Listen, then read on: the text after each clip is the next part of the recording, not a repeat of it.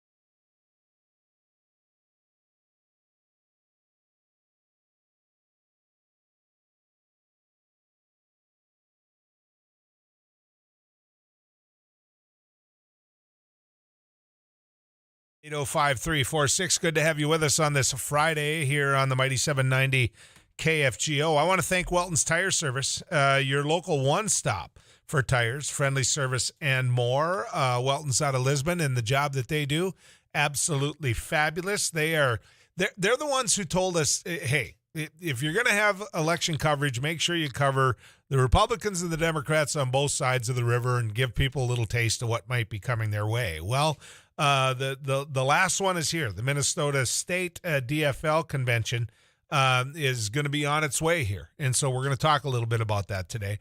We're also going to talk about what's happening in St. Paul. Representative Paul Marquardt represents District 4B, and he's with us right now. Representative, good to have you back on News and Views. Thank you. Good morning, Joe. It's getting to the point of the session that everybody kind of keeps their head down. I mean, it's going to get a little testy now. It is. We're negotiating bills in conference committee, and so personally, I've been negotiating the tax bill. I mean, there's a target of $4 billion in tax cuts that we're looking at. I think we're getting close. Can't say where we're at right now as far as specifics, but if we can get this all done, it's going to be significant property tax cuts, significant income tax cuts. It's going to make a real difference in people's lives. So we'll just see how it goes. This has been your background for a long time, and I know a lot of times you've had to really push the fact that in outstate Minnesota, you know, a lot of things affect property tax that can happen in St. Paul. Is that message getting through? I think it is. That's what we really pushed in the House bill. The Senate didn't have much for property tax cuts, and we all know people in Minnesota, they're getting their home value statements and they're seeing property values go through the roof. And so this is what I'm hearing about. And so, yeah, increasing dollars to cities and counties through local government aid and county program aid, putting more money into what's called school equalization, which lowers property taxes. The renter's credit, the homestead credit refund, direct dollar-for-dollar relief we can get out to folks. So we're hoping we can do a number of those things. Are you worried at all that, yeah, it's good times financially in Minnesota, but you won't be able to sustain it 3, 4, 5 years from now? Yep. Well, that's exactly right. So right now we've got about $12 billion left on the table.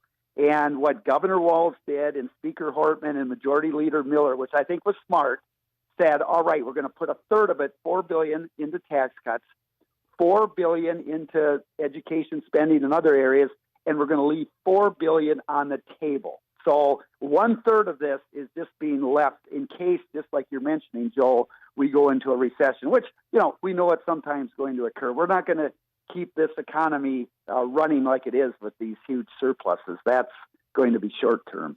I keep going back to the fact that this is an election year for governor of the state of Minnesota. And, you know, the games that can be played going in to make it look like the governor couldn't lead are part of what's going to happen here. Is that starting to show itself that, hey, the tougher we make this on Governor Walz, the better chance we have of knocking him off? I think during the session that was occurring, but I will tell you, I mean, in the last week and a half, as they've reached the deal, we're one now of only 2 divided legislatures in the nation, where one house is a Democrat, one house is a Republican. But Governor Walz has shown real leadership in bringing folks together because he wants to get results. And 2 years ago, when we were the only state divided legislature, we came out with some really great things, and I'm hoping we can do that now. So I'm going to keep my fingers crossed here, but whole deal. But I think we're sitting pretty good right now with the way things are going. But they can unravel in a hurry. I've seen that happen. But so far, so good. Yeah. Lucas has a question for you. Lucas, you want to be on with Representative Marquardt. Go ahead. Yeah, thank you, Joel. I have a question regarding the Minnesota estate tax. Up in our area, which is in the northwest Minnesota area, because of higher commodity prices and just pure inflation, land prices have shot up, and the Minnesota minimum for charging estate tax has remained unchanged, where the federal government has risen according to inflation. Are you guys working on that? Because in a scenario where you're a farmer and your father who passed away, on day one gives you some land. If I was to die the next day, well, then all of a sudden I would get taxed on the land that he bequeathed to me, and it's kind of scary. Yeah. Thank you, Lucas. Go ahead, Paul. Yeah, no, Lucas, that's a great question. And the federal government kind of doubled the exemption up to $10 million. For farmers right now, we have a $5 million exemption, which means the first $5 million for husband and wife would be exempt on the estate tax. So I'm not going to give any details and so forth, but there could be some estate tax items in what we're negotiating right now. Okay, so at least you're looking at it. Absolutely. When you look at where the state itself, going away from the legislative session and how you're going to close this thing out, you and I have been talking many times about the need for two strong political parties. Well, that's needed in rural areas as well to further a debate.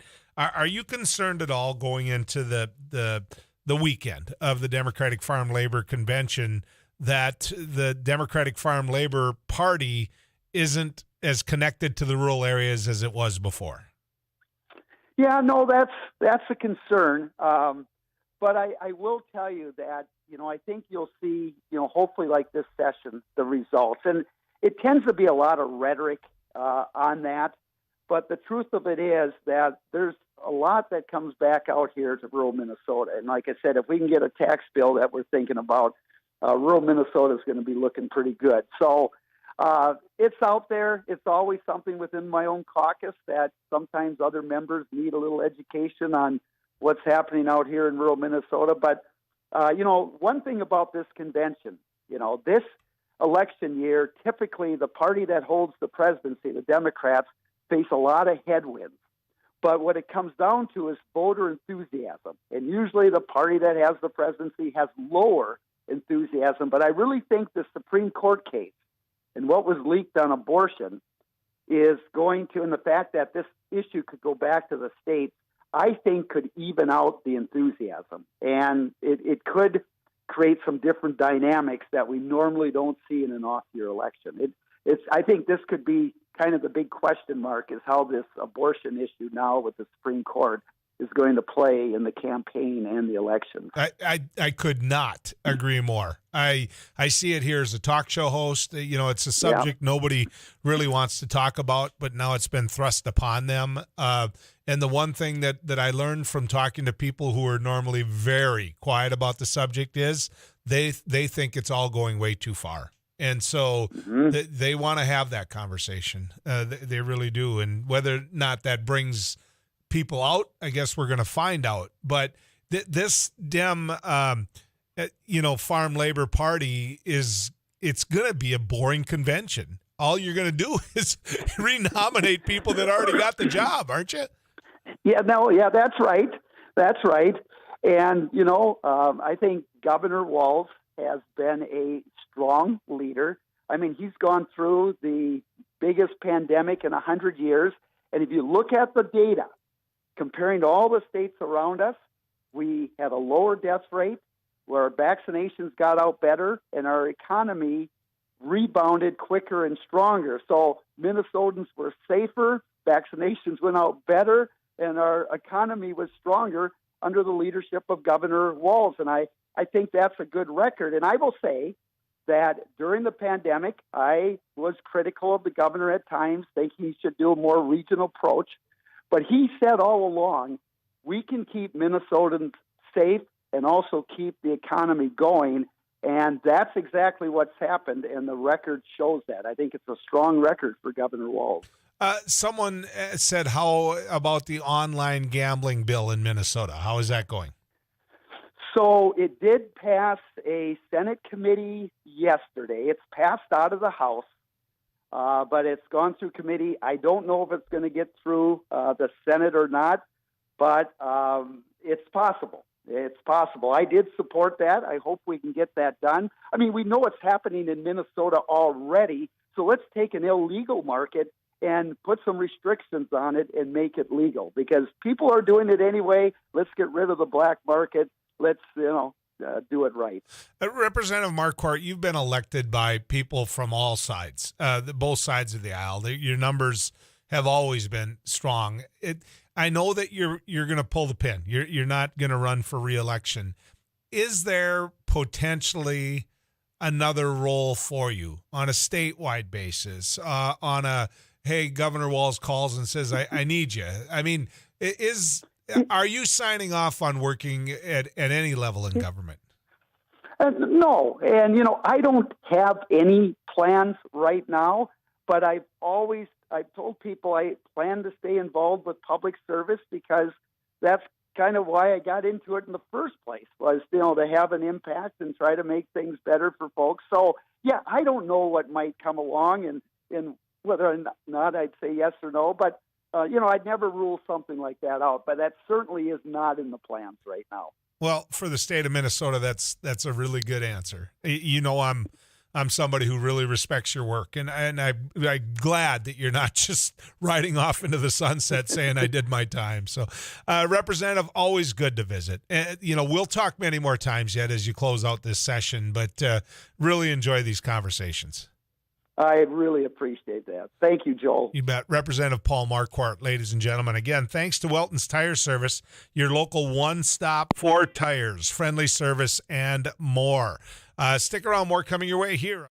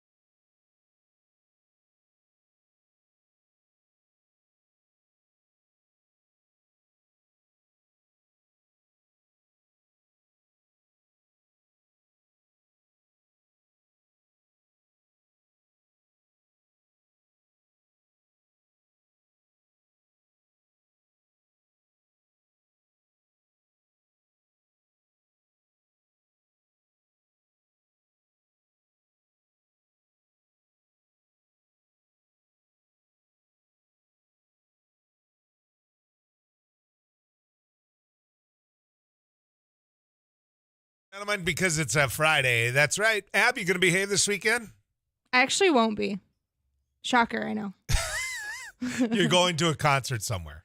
No. I am going to Minneapolis, though, just for a girls' weekend. Uh-huh.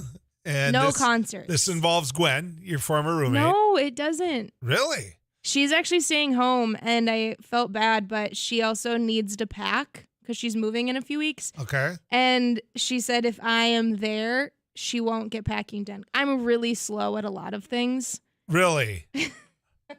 Really? I'm good in here.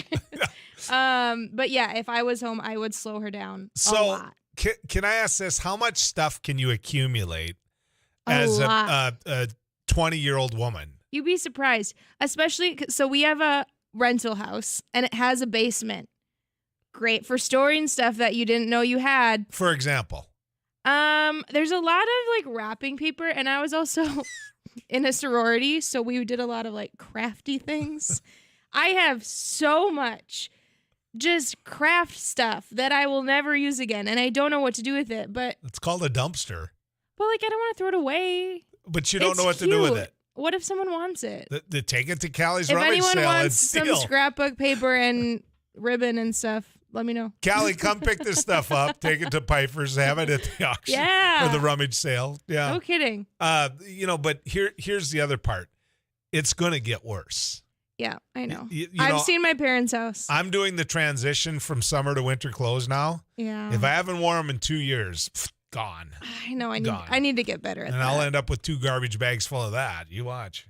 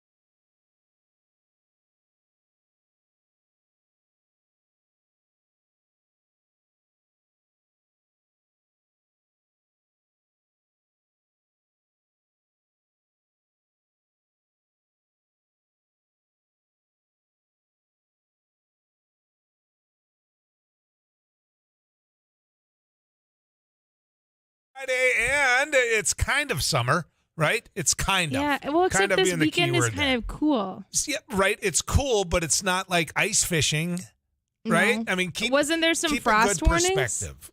Just stay positive. Get out there. Have some fun. Do some yard work, or at least watch your wife do some. How's that? Gosh. That's we were stuck inside for long enough. We need to be outside. I totally agree. I want to thank Welton's Tire Service, your local one-stop for tires, friendly service, and more, because they told me, they said, look, you're going to take a look at both political parties from each side of the state, aren't you? I said, you bet we are. You're going into their conventions, and they said, you know what? As long as you do both, let's do it. We'll be happy to sponsor it. And Jeff Ettinger is running. He's running he's a candidate for Southern Minnesota District 1, the open seat right now in Congress. And he is the co-chair of Governor Walz's Council on Economic Expansion. He's the former CEO of Minnesota's, wait for it, ready? Hormel Foods. Yeah. You think that was a big job? Let's visit with Jeff. Jeff, good to have you on News and Views. Thanks so much for having me today. Obviously, you know what you're doing. You're successful. I mean, former CEO of Hormel Foods. What made you want to get into politics, Jeff? I've just looked with frustration for the past several years at how little is getting done in Washington, and just how hostile and polarized the environment is being. I also had the great experience for many years down here in southern Minnesota of having quality representatives in Congress, such as Tim Walz. But when Representative Hagedorn took over the seat, he just sort of took it as a winner-take-all election and ignored half the district. And so I guess those frustrations, combined with the events of January 6th and our own representative refusing to certify the election, kind of pushed me to go ahead and enter the special election race. Okay. Well, I tell you, it's, as you know, it's hard. I mean, it's a hard business. And so putting your name on a ballot is something I respect immensely. And so it to me, when you get people that have been successful in life as you to say you'll give your time, that's going to get people's attention. If they do vote for you, what do they get? What's your main focus? In terms of things that our district, I think, is interested in, we need to continue job training areas. We need to work on our public education. So, for example, our federal government has failed to fund the mandated part of the special education requirements in our district, and so our local districts are really bearing the burden of that. The member of the Southern Minnesota area, the Congressional District 1, has been on the Ag Committee for years, and I look forward to serving on that as well. With a focus toward our smaller family farms, I think we have a lot of great institutions that could use a little support there also. Okay. So to bring Congress to the point where it works again. I mean, you're a man of business. If things didn't work in the morning, you had to fix them. You had to make sure it ran. I mean, Congress is broken. How does bringing someone like you into those ranks help? I mean, what gets done to put policy back first rather than what we're seeing play out in the media? Well, for example, there's a group in Congress that Congressman Dean Phillips has talked with me about called the Problem Solvers Caucus. He's a member of it, and I'd like to be part of that. It's 28 Democrats and 28 Republicans, and they meet on a regular basis and really kind of try to cut through a lot of the polarization and focus on the problem. I recognize that running for office is going to be different than a business. I mean, you're just one of 400 plus representatives in Congress. But ultimately, the skills of listening to people and building coalitions, I think, is similar to things I've done in leadership, both in business and in my community. But, I mean, you're right in this. I mean, I was nowhere near the level of a congressman, but when you can sit next to someone that was CEO of Hormel Foods, that's going to get their attention. I mean, they're going to ask you a lot of questions about whether or not this would work in the workplace. I mean, that's a pretty good resume to bring to it. I think I can add a lot to the equation out there with the business and economic experience I've had, both at Hormel and on Governor Walz's Economic Council. Clearly we're confronted with some challenges right now in the inflation area and other areas in the economy. And so I look forward to rolling up my sleeves and working with others to try to address them. We're visiting with Jeff Ettinger. He is running for Congress in Minnesota. If you believe in him, check him out online. I'm doing it right now and looking at what some of his passions are and what he's looking to do once he gets the job. How do you win a race like this in the fall? I mean, how do you make sure that Minnesotans get a chance to know you and make sure they know who they're voting for? Well, it's an especially complex set of events. It's a 3-stage race because of the passing of Congressman Hagedorn and the special election. So the special election primary is here on May 24th, and then we kind of segue into the regular races in August and in November. My game plan is to get out into the entire district. I mean, people talk about some of the rural areas having turned more red, and I think if you can get out and talk with people and they can see that I'm a reasonable alternative, that we can gain ground in all those districts and work hard in our strongholds as well. But ultimately, I think people are looking for someone who's just willing to roll up their sleeves and get things done. And that's, I think, by getting out and talking to folks that I can remind them of my background in the community and convince them that that's the right way to go. Well, that's going to get people's attention I mean, when they want to meet the person that they're voting for. And if you're willing to go out there and meet them, obviously that's definitely going to get their attention. Jeff, good luck to you. What are you looking for in the convention this weekend? What do you hope to see play out? You know, I just think the party needs to emphasize the fact that we really have the mainstream position on many issues, on voting rights, on women's rights, on the need to address the climate. And I'm sure the speakers over the weekend and the delegates are going to be able to focus on that. Okay. All right. Well, thank you, Jeff. I appreciate it. Thanks for giving us some of your time. You bet. I appreciate being on. You bet. Go on his website, check it out, and see about a man that knows business that's running for Congress. Let's get to the Weather Cave and go visit with Too Tall Tom Szymanski and find out what's going on in there. Rachel.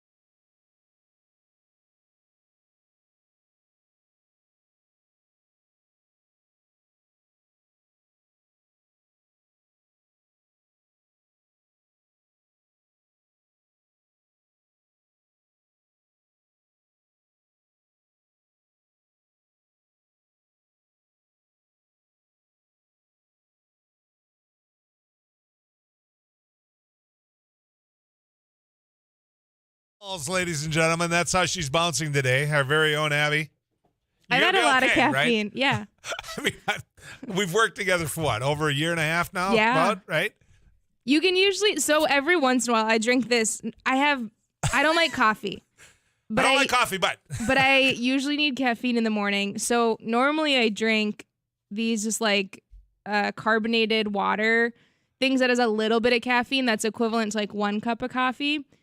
But every now and then I need a little extra boost. So that then I go for these other energy drinks that has like the equivalent of 4 cups of coffee. And that's what I'm drinking this morning. So you don't have to go pee a lot, but you got all the juice, what you're looking for in the coffee. Yeah. Yeah, I got the caffeine. And Joel can usually tell when I have those. Because when we're off air, I don't stop talking. I said, are you really that happy about going down to Minneapolis to a concert? Oh, that, and I'm drinking this. Needless to say, she's in a good place today, ladies and gentlemen. And it's a Friday. It's a Friday. It is. Ken Martin's going to join us after the bottom of the hour. We're going to visit with Ken.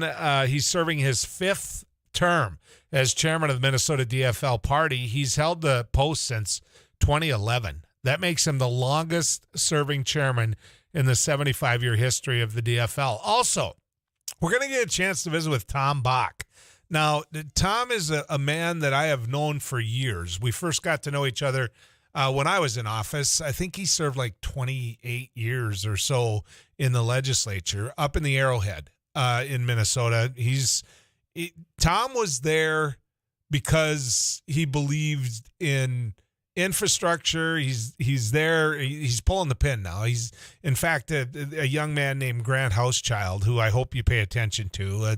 Really a good young man has put his name in, and he's going to be running for that state Senate seat. But Tom is someone who really focused on infrastructure, on development, and union. I mean, he's a union guy. He's a lunchbox guy.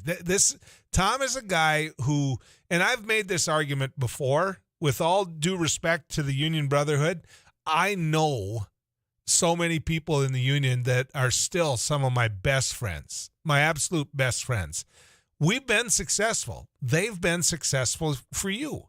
I think oftentimes now union members they don't realize how good their leadership and the people that they elect to help them have been, and so you take it for granted.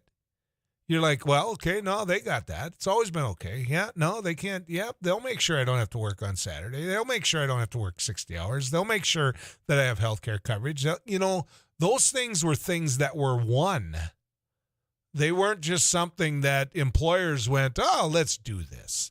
Those are things that in many cases, not in most, if not all cases, the standards was set by unions.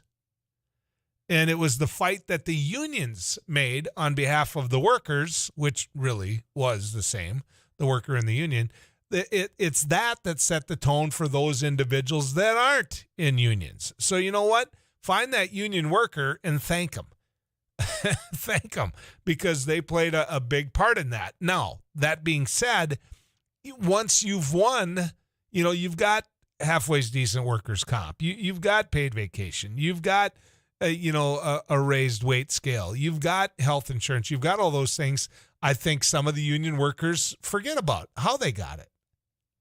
They do. And then you add into the fact that a party that has represented unions, very well through the years, starts looking for something else to do and starts putting people in positions where it doesn't go along with what happens when it comes to the people they're representing. Let me give you an example, okay?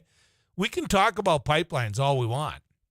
It's like, no, that's just terrible for the environment. If it weren't for pipelines in this country, do you know where this country would be? I mean, and you know who makes those pipelines? The union does. That's right. In many cases, union workers do.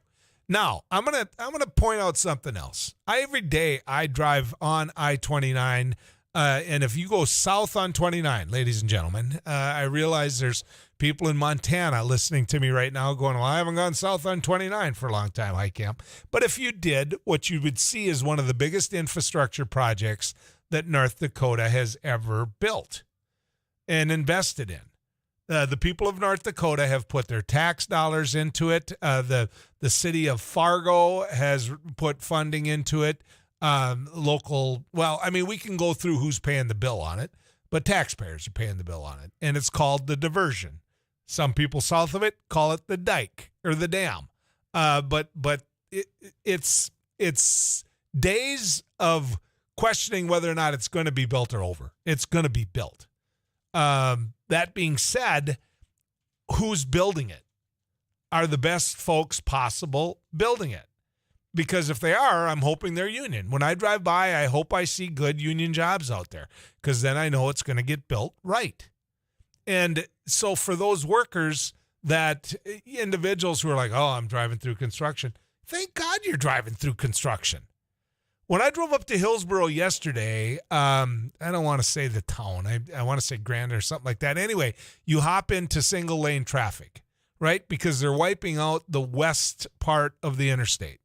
You know, they got the concrete blaster out there. They got the backhoes with the needle nose on it, I call it, that are pulling the rebar out of the concrete. Obviously, they're going to recycle the concrete, and the metal's worth something, so I'm sure they'll sell that off and turn it into more metal.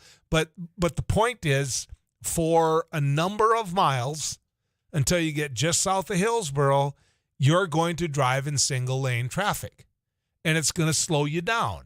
And somebody in that traffic, maybe somebody with a motorhome, for all I know, a thing called a cruiser, driving home from Hillsboro might be backing you up, and you're going slower than the 65 you said. You might be going 63. I don't know. I do know this. It's progress. The whole project is progress. That west side of the interstate is going to be better because they're doing it now. And so that little bit of inconvenience that a person has now is a pretty small price to pay. In Minnesota, it's called the Democratic Farm Labor Party. Get that? Farm labor. And that's because that was that's the foundation that it's built on. In Minnesota, they still respect, they honor, and they help union workers. And I like that. I like it a lot. In North Dakota, everything the unions get, they have to fight, drag, scream, holler, and just claw for. And they do. They do win. Don't get me wrong. The unions in North Dakota are strong, and they've got great leadership. What I'm getting at is Minnesota has always been good to its unions. When the Democrats forget that, when they forget that that's the foundation that they're built on, and they start talking about things like defunding police, they're not going to be a strong party. Ken Martin knows that. Ken Martin is one of those individuals that has a pulse on his state like very few others. And we're going to visit with him when we come back. And again, thank you to Welton's Tire Service for saying, make sure you get out there and talk about both political parties and let them be heard, because we're going to do that. Welton's Tire Service, your local one-stop for tires, friendly service, and more. Also, Tom Bach's going to join us today. Very controversial. We'll visit with him. And that Grant Housechild I was telling you about, he's going to visit with us today, too. So stick around.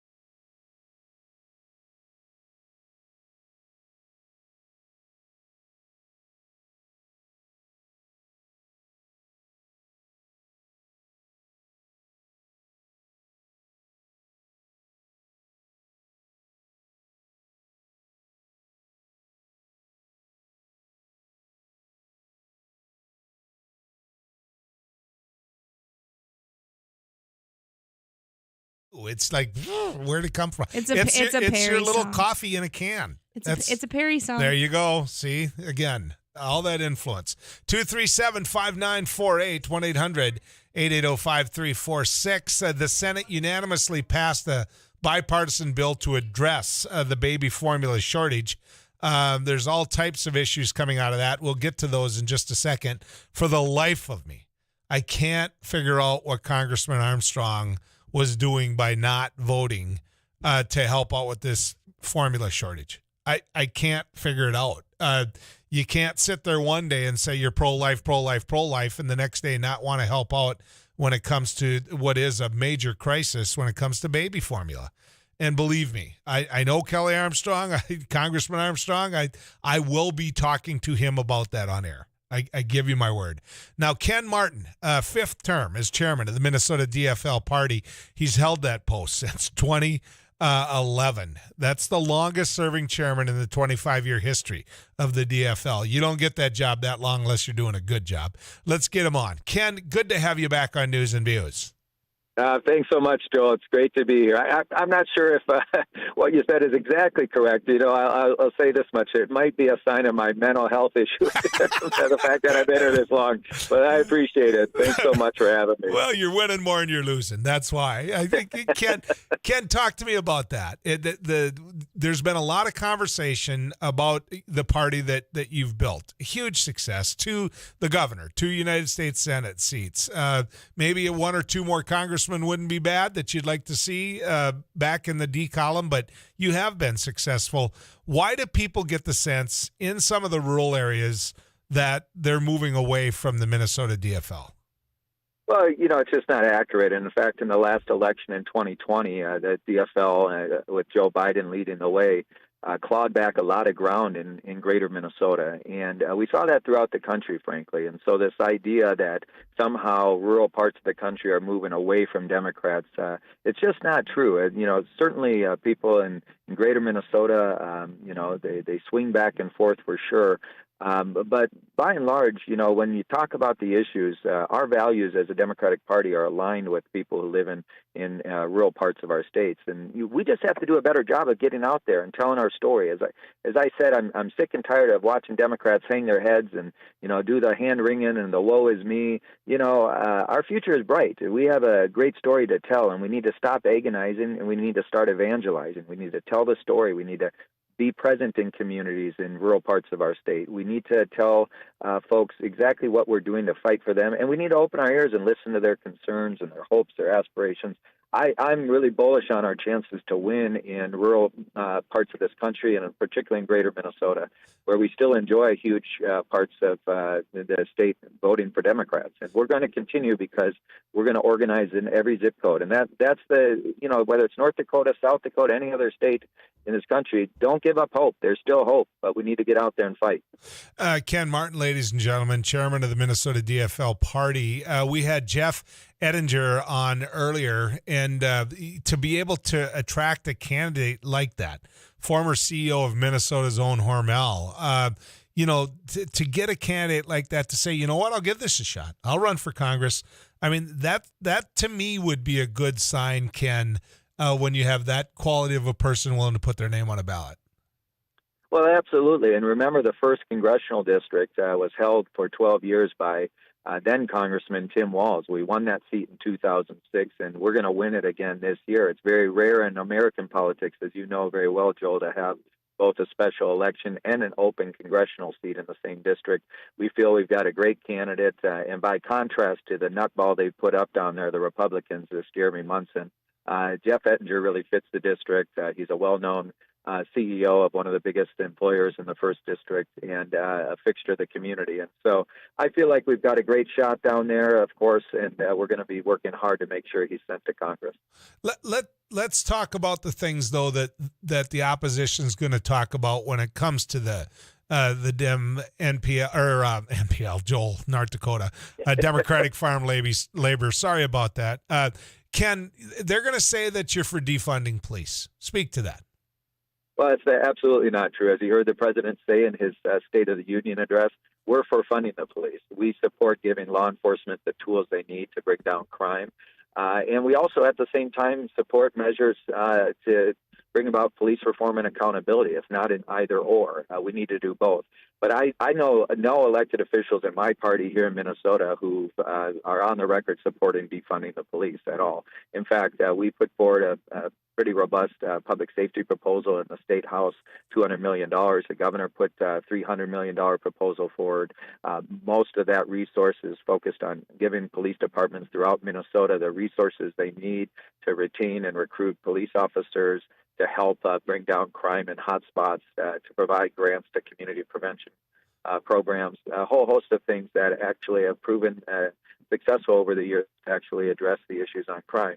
You know, on it for sure, but the people who haven't been at the table in any serious way as a part of this conversation are the Republicans. And I heard you talking about the baby formula issue that we're going through right now. The Republicans speak out of both sides of their mouth on so many issues, and this is one of them. They say they support police officers, yet, you know, what stuck in my mind is those visuals from the insurrection on January 6th, where you had Republicans beating the hell out of law enforcement and Capitol security with Blue Lives Matters flags, right? I mean, you know, it's just so hypocritical for Republicans to say they support the law enforcement, but they're doing nothing to actually provide police departments throughout our state with the resources they need to do their jobs. How big of a factor, Chairman Martin, do you believe in the DFL party in the momentum that you're going to be looking for in the fall? Do you think the overturning of Roe is going to be? Well, there's no doubt we've already seen it in the last 2 weeks. It's a huge increase in enthusiasm amongst Democratic voters around the nation. Certainly here in Minnesota, we are acutely aware of what this will mean for our region. Of course, once Roe falls, all of the states surrounding Minnesota will criminalize abortion, and Minnesota will be one of two states left in the Midwest, Minnesota and Illinois, who actually will still be providing abortion access and abortion care to people throughout our region. And so, you know, but as I've reminded folks here, it's just one election. And if the Republicans beat Governor Tim Walz and they take the House back, there's no doubt they will proceed forward with a constitutional amendment to outlaw abortion in this state as well. And so, you know, the stakes of this election couldn't be any higher. And I think, you know, I've said this many times, I think folks on our side tend to think that these rights are guaranteed by the Constitution or by the courts. And there clearly are no rights that are guaranteed in this country, whether it's a right to vote, which the Republicans have been chipping away at for years, whether it's the right to make decisions over our own body, which we've seen with this pending Roe decision, or it's you know, you can go down the list of things that they're chipping away at. The reality is this is a very expansive decision that's going to be coming from the courts that really attacks individual privacy rights, and we should all be nervous about where this is leading. This is a far-right march towards authoritarianism led by the conservatives and the Republican Party in this country. To your point, what is this doing? It's animating a base that was probably a little unenthused about this election. They're enthusiastic. They're showing up. They're signing up for volunteerships. They're giving money, and we've seen a huge increase in enthusiasm just in the last 2 weeks. So what I'm seeing is women mostly that I've spoke to that normally would vote conservative or certainly consider themselves in the middle politically, who are mad. They're mad. And so I'm not saying the ones that I've talked to weren't going to be voters anyway. I just know now they're going to be voters, and they're definitely going to show up at the polls. And if that's a recipe, that's not going to hurt what you're trying to accomplish, Ken. Yeah, that's right. But, you know, there's really no silver lining in having reproductive rights and decisions over people's bodies taken away from them. And, you know, it is really scary to think about where we're heading in this country. But I guess if there is any silver lining, many of us for years have been saying we need to not take any election for granted, that every single election has consequences. And hopefully people realize that this is the most consequential election of our lifetime. There is so much at stake. So, you know, I say this, every generation, regardless, you know, has to fight each of these fights anew. The fight for reproductive rights started some 50 years ago. I will tell you a quick story. I got a call 2 weeks ago from a woman who said, you know, 50 years ago I was in this fight. I never thought I'd have to fight this again, but I'm ready to do it. I'm going to dust off my shoes, and I'm going to fight like hell to protect a woman's right to choose. And those stories really give me the energy and the shot in the arm I need, and I know that's happening around the country. But make no mistake about it, there is a full-on assault by the far right in this country on individual liberty, on individual rights, and this is just one example. Ken, I've been using far right. I've been saying far right, and I thought about that on my drive to work today. And my audience knows that I'm a Democrat. Many of them are Republican, but I'm starting to wonder why I personally say far right when it's the right that lets the far right win, and I'm struggling with that. I really am. I'm curious what you think about that. Well, look, here's the deal. I do think that the Republican Party has been completely co-opted by the far right. And there used to be Republicans who could find common ground and work towards a common cause. But just on the issue of abortion, as an example, 2/3 of Americans support legal and safe abortions in this country. Just on the issue of gun control, 80% of Americans support reasonable gun control laws, including a background check and red flag laws. There are so many issues where the vast majority of the American public are on the side of these issues, yet the Republican Party, which has been co-opted by the far-right extremists, continue to oppose these measures. And that's just a couple, let me give you something that shouldn't be controversial at all, an infrastructure bill, right? In the past, Republicans always supported building the infrastructure which would help businesses, which would help farmers, which would help, communities throughout the state. Not one single vote, Republican vote, at least in my state, for the bipartisan infrastructure bill, right? The reality is even on things that aren't controversial, the Republicans are standing in the way of progress. They want to roll back the clock, and they want to oppose Democrats on every turn. I get this. It's politics. It's a blood sport. But at some point, people need to put down the swords and try to get something done for the American people. Last one, Ken. I know you're busy and got a convention to take care of, but isn't it going to be kind of boring? I mean, you hold the big seats. You know who's going to get nominated. I mean, other than the nightlife that goes with it, isn't it going to be kind of boring for you? Well, look, I can't promise that we're going to have all the fireworks and craziness that the Republicans had last weekend at their convention. But what I can promise you is that there's going to be a lot of excited DFLers gathered in Rochester, a lot of excitement around our candidates, of course, all incumbents running for re-election. And what will be on full display is our values and our record of success these last 4 years during really tough times. So, yeah, it's not going to be crazy town, but I will tell you it's going to be exciting. That's always fun to talk to you. Thank you, Ken. Thanks for coming on. Always. Thanks, Joel. Take care. Ken Martin, ladies and gentlemen. He's somebody that's got a pretty good track record. All right, let's head to the Weather Cave and visit with Too Tall Tom. Tom?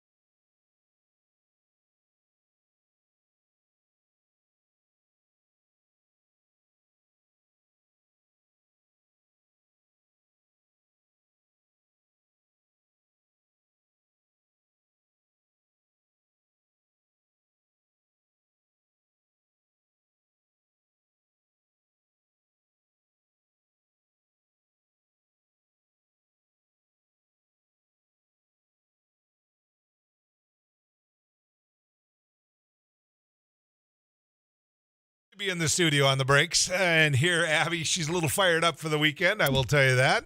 Interesting conversations. Interesting per conversations. usual on our breaks. Again, thank you to Welton's Tire Service, your local one-stop for tires, friendly service, and more, for sponsoring today's show. Want to throw one thought out to you.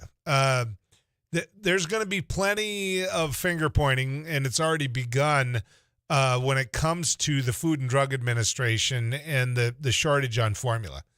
So they dropped the ball. It's clear they dropped the ball. It's clear Abbott dropped the ball. It's clear that America allowing one supplier or two suppliers of a product that the world needs or that you need being the only one that can make it is never good. Everybody who thinks of capitalism as this pure form, well, ask somebody who raises beef whether or not they think it's purely capitalism when you've got 4 or 5 packers who are determining everything when it comes to the price of beef. Right? So why is it wrong to take a look at how you can do better when it comes to it? I don't think it is wrong. Let's head to the ranch and find out what's going on in our commodity prices with Sarah Heinrich. Mixed in the grains, wheat taking a hit once again this morning as we're seeing July wheat down 46 3/4 at $12.83. September's at $12.83, down 46 cents. July corn falls 2.5 at $7.80. December's at $7.31, down 4 1/4. July soybeans up 18 cents at $17.08. New crop November at $15.24, 9 3/4 cents higher. August feeder cattle up 50 cents, while June live cattle are 55 cents higher at $132.05. And for June lean hogs, up $1.43 at $106.73. With your markets, I'm Farm and Ranch Director Sarah Heinrich from the Enterprise Sales Ag Studio. Enterprise Sales of LA City, your grain handling and storage experts. Thank you. When we come back, well, Grant Hauschild, I call him Hauschild, is going to be on.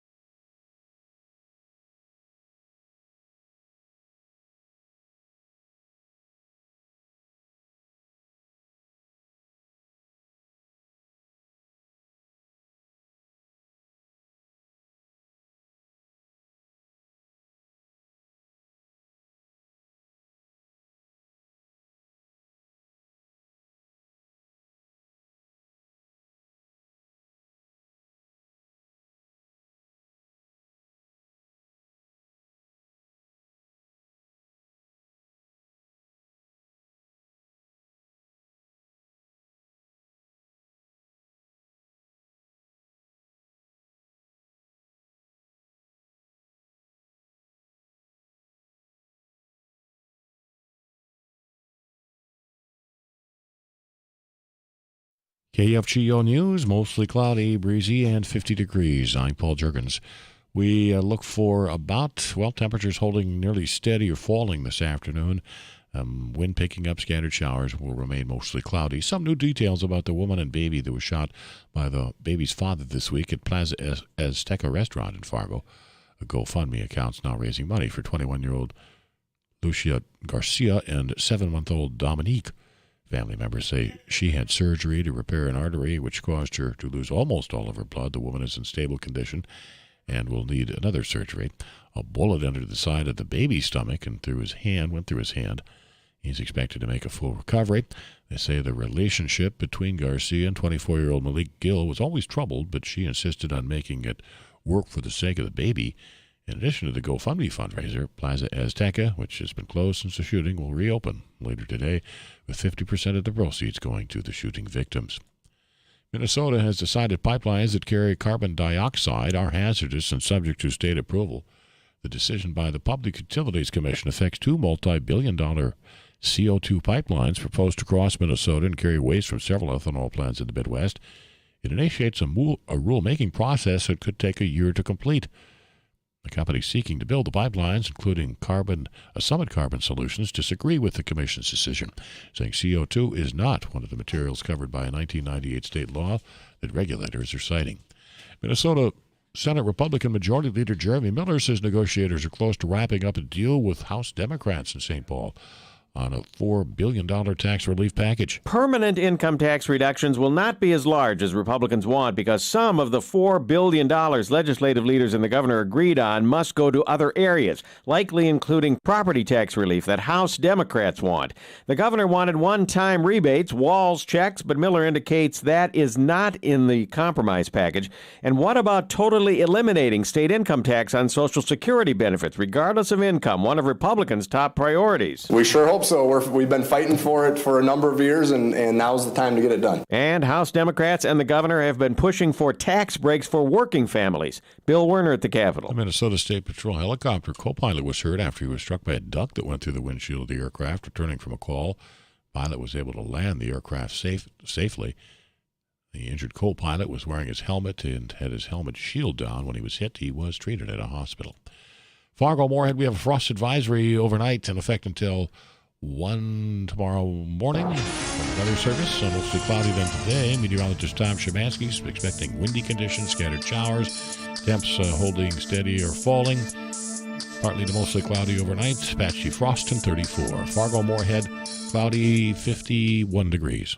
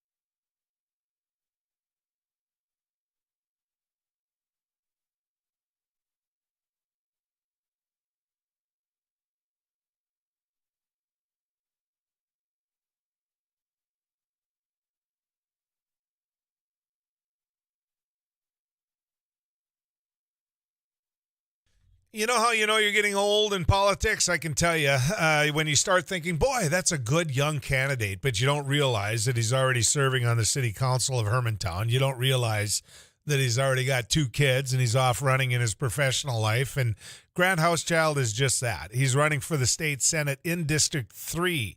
Think about the Duluth area. Think about the Arrowhead. That's probably the best way to think about where Grant's at. And again, thank you to Welton's Tire Service, your local one-stop for tires, friendly service, and more, for saying, you know what, feature it, talk about it.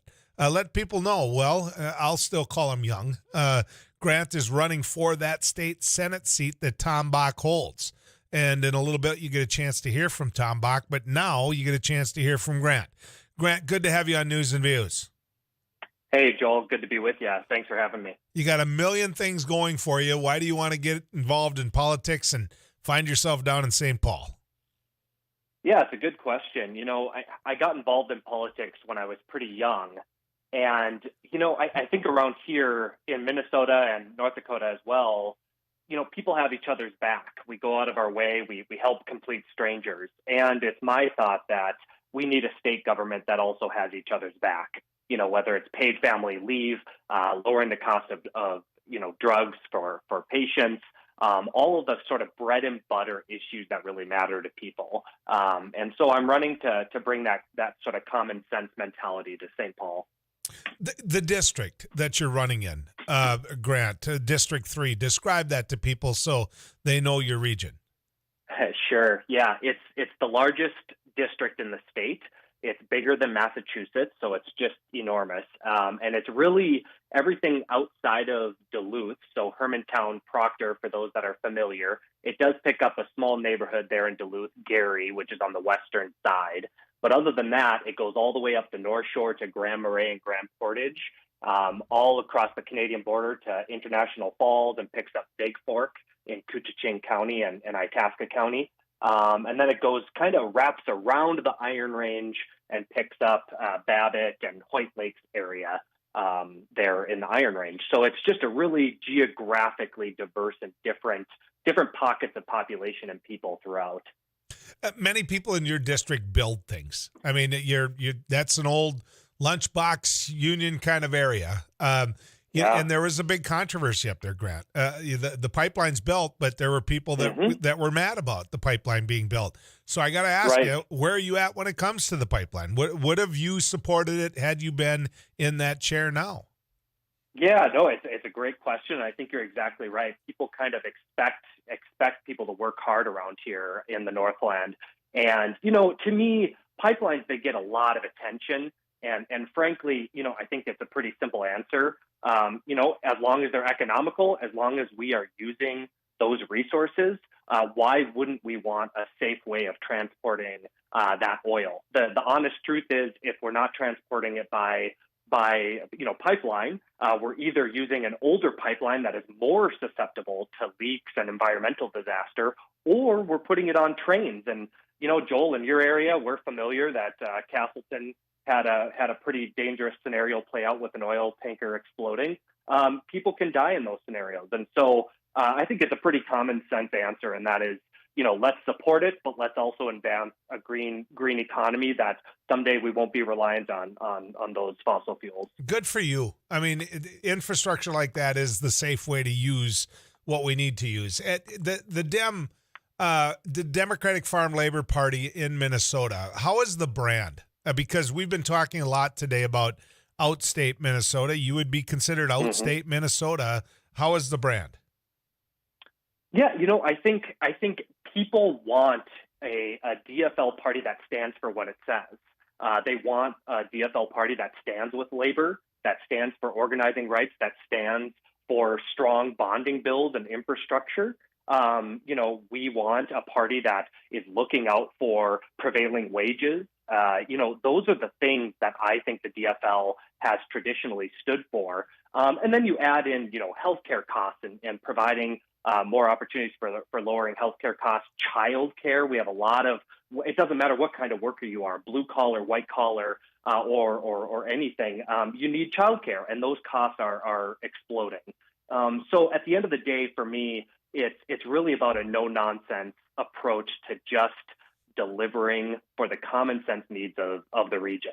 And blue collar workers and laborers are behind me. I've already lined up endorsements from the iron workers, from pipe fitters, from the building trades up here. So people get it. I'm standing with labor and the L in DFL. So your generation, you're a family man. You've got 2 kids. You're off, getting your start at life professionally. Mm-hmm. I mean, your generation, are they going to be active in public policy, or have they written the process off? No, I don't know about nationally, but I sure know in Minnesota, we have the highest turnout in the country. And that includes, obviously, our young people. In the community where I live, Hermantown, we've had turnout higher than 90%. So just think about that. That means nearly every person you meet on the street is involved in civic engagement, involved in voting, and making their voice heard. Minnesota's a unique place. We've always had a very strong engagement in our political process, and I'm proud of that. And that's part of the reason I live here, because I believe we're a state that works. We're a state that had the Minnesota Miracle when it came to education. Those are all DFL values, and we're protecting everybody's right to vote in this state and be engaged. And it's a pretty special place for that kind of thing. If people are going to find out more about your campaign, where are they going to go, Grant? Yep, pretty simple. It's grant4mn.com. They can also find me on Facebook, at facebook.com/grant4mn. I'm on Twitter, Grant_Hauschild, Haus child. We're really staying active. We've been in every corner of the district. We were sandbagging up in Koochiching County here last weekend. There's pretty major flooding going on throughout the Northland right now. It's pretty serious. And so we're not just doing politicking. We're out helping our community and having each other's back. And that's what matters. Grant Hauschild, ladies and gentlemen. When we come back, we're going to get a chance to visit with some others. But Grant, I appreciate you coming on and visiting about it today. Hey, yeah, thanks for having me, Joel. And I'm glad to hear that you're having Tom Bach on your show. He's been a great leader and delivered a lot for our region. So you bet. Thanks so much. Okay, let's head to the weather cave and find Too Tall Tom and find out what's going on.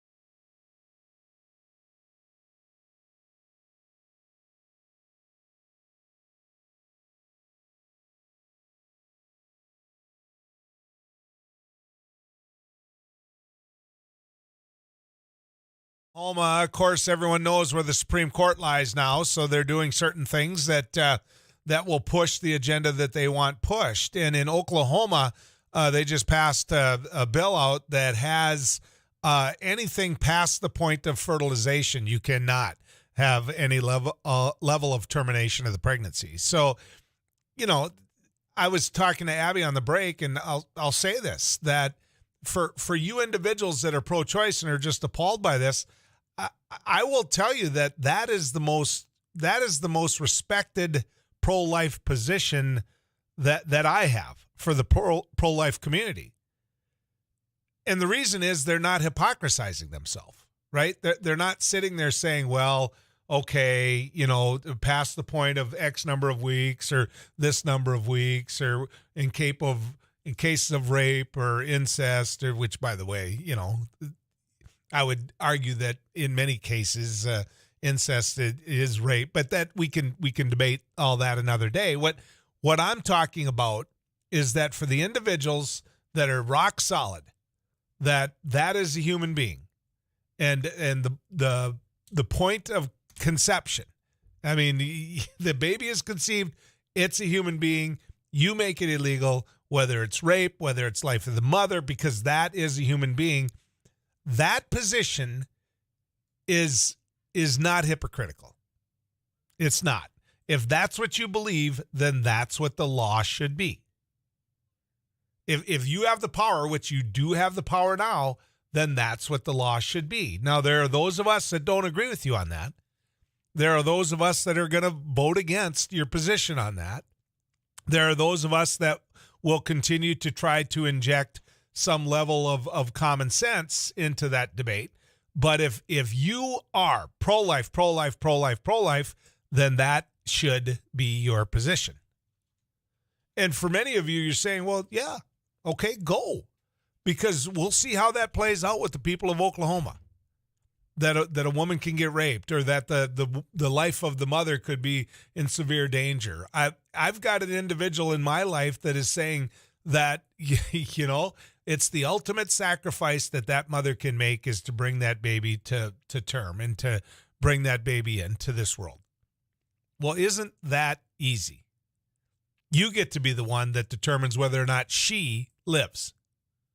I mean, that is so easy that you make that choice for her. I mean, isn't that easy as a man, that you get to look at this mother of potentially 2, 3, 4 other kids that she has to raise. Her doctor says her life's in danger, and you get to say, nope. That's the ultimate sacrifice that you can make, and that is beautiful. What you're going to do, which is have that baby. That's how far the argument has gotten. And most of the people saying that crap are guys, too. Just know that.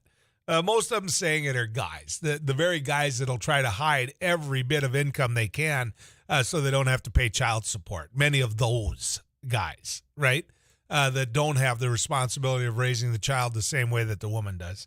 I want to talk about baby formula. There's a statement out there, and I believe it's right, that the Food and Drug Administration, and yes, it's Joe Biden's Food and Drug Administration, and, officials that knew about what happened with Abbott, this falls first and foremost at Abbott. There's a reason that they were shut down, right? But when 48% of the U.S. market in instant formula for children is taken out of production, you better have a game plan. I mean, you better have a game plan. And so for the Democrats that are raking the Food and Drug Administration over the coals, good. For the Republicans that are dragging the Food and Drug Administration over the coals and the Biden administration over the coals on this, fair. I believe that. I believe it's fair. I think it's a fair point to make. It's a fair argument to make. I think they should have to answer for it. I think it's fair.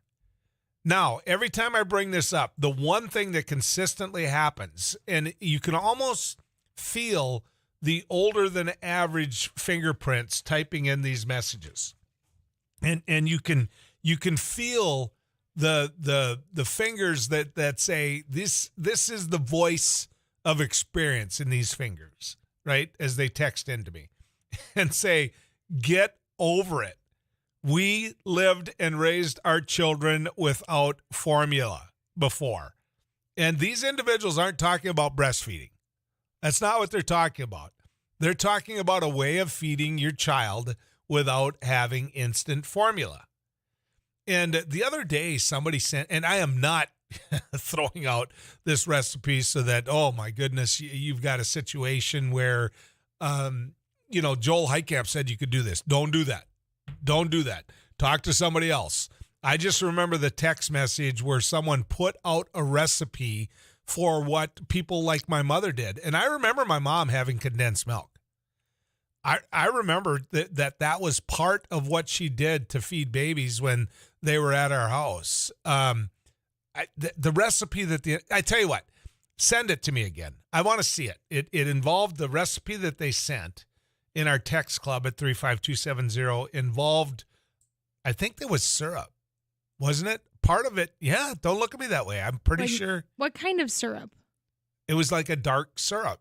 It was condensed milk. It was a dark syrup. It was something else. It'll be here if that individual's listening, hopefully they're typing it in right now at 35270, which is our iConsultants of North Dakota Text Club.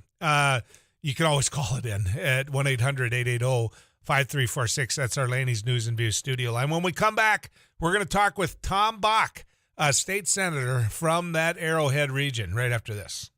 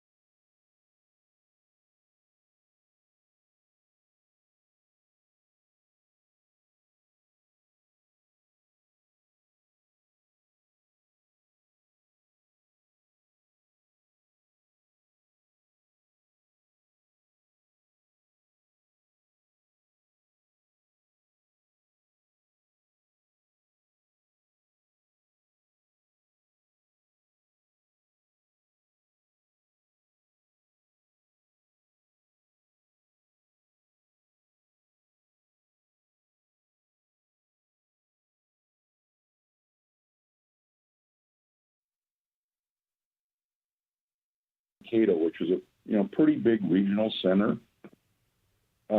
You've got one in St. Cloud, but I had to bet he's going to lose in this next election. So that'll go back to being a Republican, which it was prior to 2016.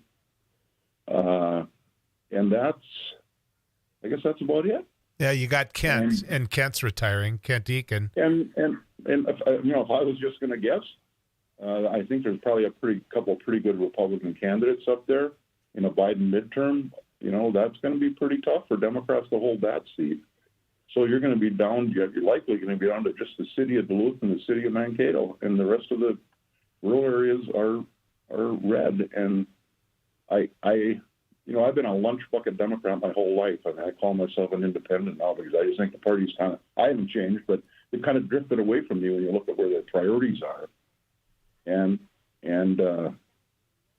I think the rural economy is more based on what we can produce off the land. We're kind of a more natural resource-based economy. And when you look at the priorities of the Democratic Party these days, it's all about worshiping the environment. And, we all want clean water. And now it's about clean energy. And I think everybody I know is for renewable energy, but are electric cars really going to work in a cold weather state where we have to commute long distances? The whole law enforcement thing, the Democrats have fumbled the ball so bad on that. And I mean, the communities that I represent, they think police are important and public safety in their community is important. But, I mean, you look at what happened in Minneapolis with this whole law enforcement thing. And, there's bad cops. There certainly aren't. We got to figure out how we weed them out of that occupation. But, that the Minneapolis City Council, of course, is all Democrats. And 9 of the 13 go to this big defund the police rally and all commit to defund the police.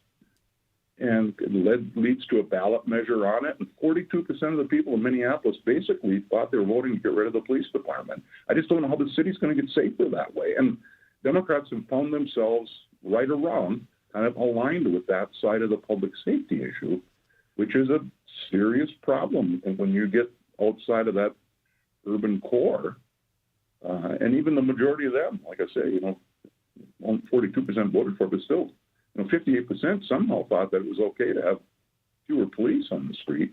And I just don't know how you're going to get your arms around.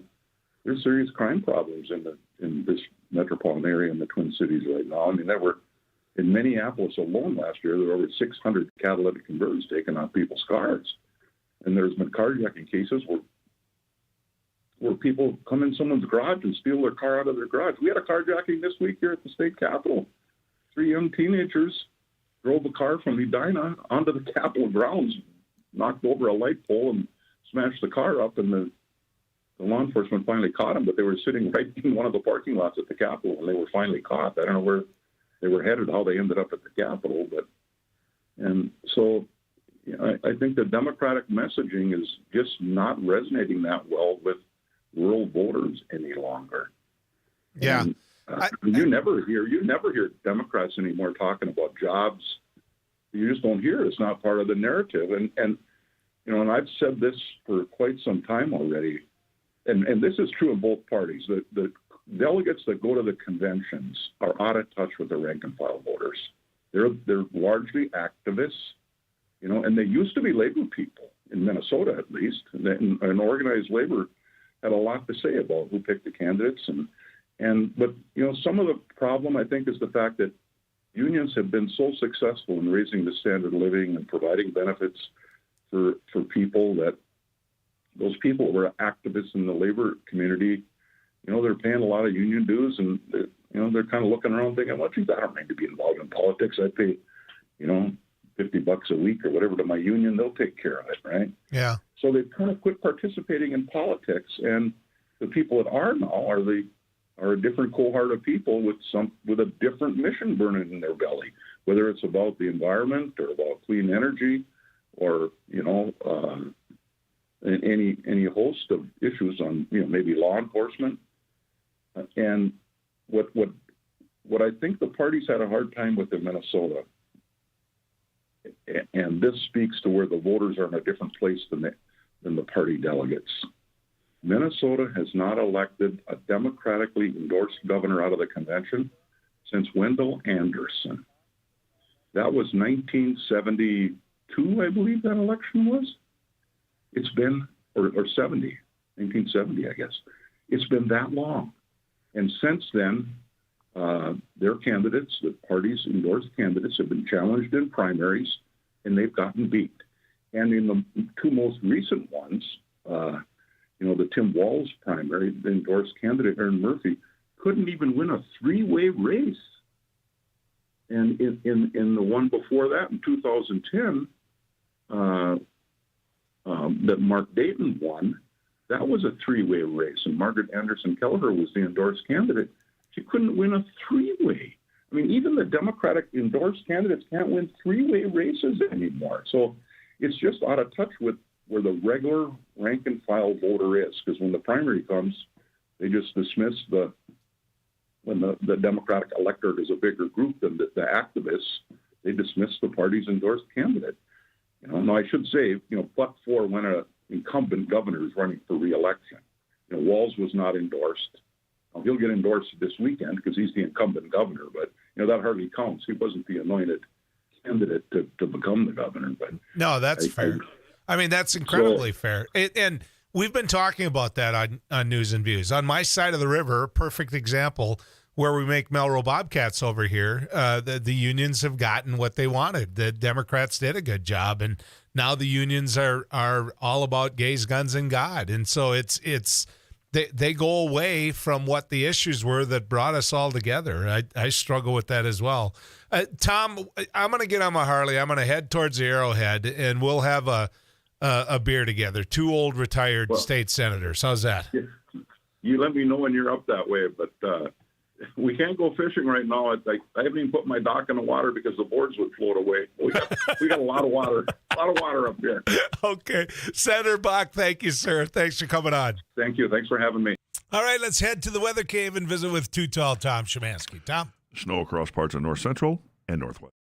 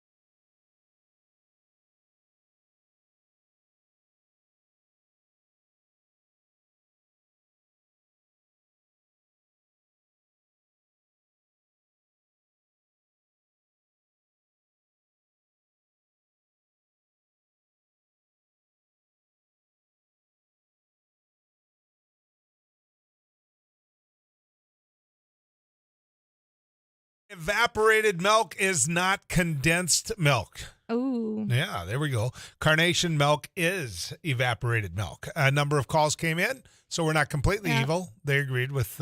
we had Noreen and Diane call, and they both used that recipe. And the dark syrup was to make sure you still had the poo-poos. Yep, to make sure the babies didn't get plugged up. Yep. And somebody else said it added so you had calories, right? And here's one that I definitely have to read because I should read.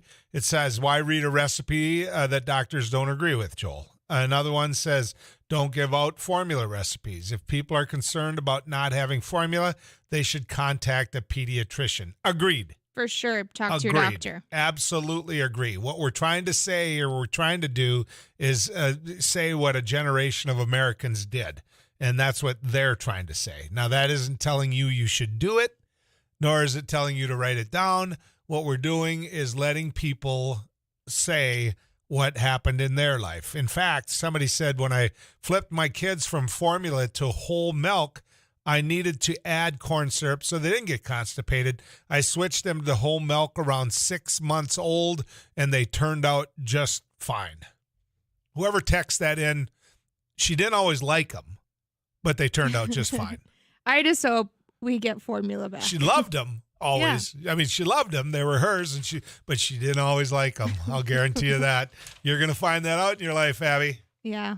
Not anytime soon. You know, there's one of my kids that never got in trouble that I always appreciated that just behaved so well, and she was hard not to like as a little kid. Probably the second born. I'm not saying which one. Let them figure it out. Right? It's like my 5 sisters when they're all together. I said, I loved 4 of you so much. It's always a mystery. Let them figure out who that 5th one is. Or maybe I'm lying. All right. Good ride with you, folks.